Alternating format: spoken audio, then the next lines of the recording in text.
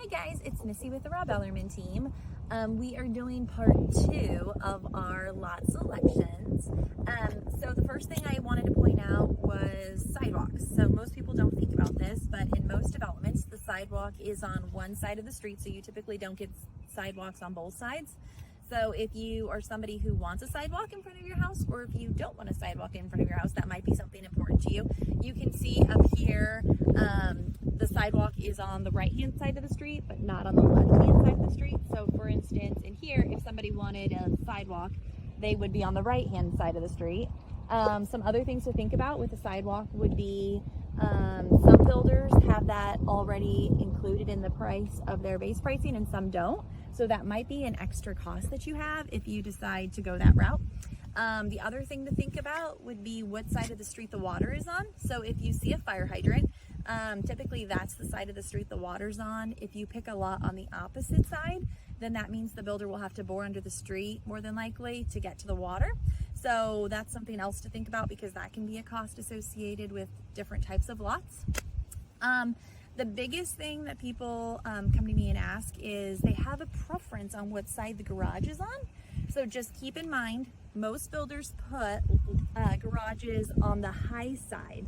So for instance, this is sloping down, the street is, so your garage would be garage right. So if you're somebody who would want your garage on the left side, then you would be on the opposite side of the street where it's going uphill. The other things to consider would be your subsurface conditions. So these are things that we can't see that are under the ground.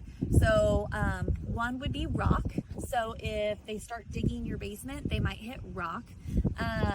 Now rock is kind of funny because sometimes we know if there's going to be a shelf under there or not, because when the developer goes and puts in phases, the deepest he digs is to the sewer, so we do know that far down. And I would just talk to the builder or the on-site agent to find out if they've hit rock already, because at least that way you would have some sort of insight into it. The other one would be unstable soil conditions, which we won't know that until we dig a hole also. And basically, when they do that, the engineer would come out and say, okay, yep, we need to do piering, which that just means they would, they basically drill into the ground and they make these, we'll call them cylinders, all the way down till they hit bedrock. And then they fill them with concrete. And really, technically, I don't think there's any stronger, stable way to build a house, but there's cost associated with it, so that's why we don't just do that as a standard. But again, it just depends on how far down the bedrock is as far as how much the piering is going to cost, because that's the other thing we always get is, okay, well, if I do hit piering or need piering, how much is it going to cost me? Well, we don't know, because bedrock could be 2 feet down and it could be 10 feet down. So we really don't know until we get into those situations, but it's not something to be too concerned about. Builders do it all the time. It doesn't cause a warranty issue. It's just more of a cost issue. And if we're in a subdivision that already has homes established or already built, a lot of times builders will talk to each other and say, okay, yeah, I hit piering here, I hit rock here, so that way they can also let buyers know going forward, so that way they have some sort of allowance built in there.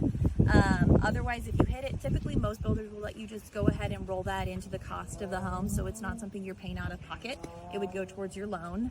The other thing to think about too is trees.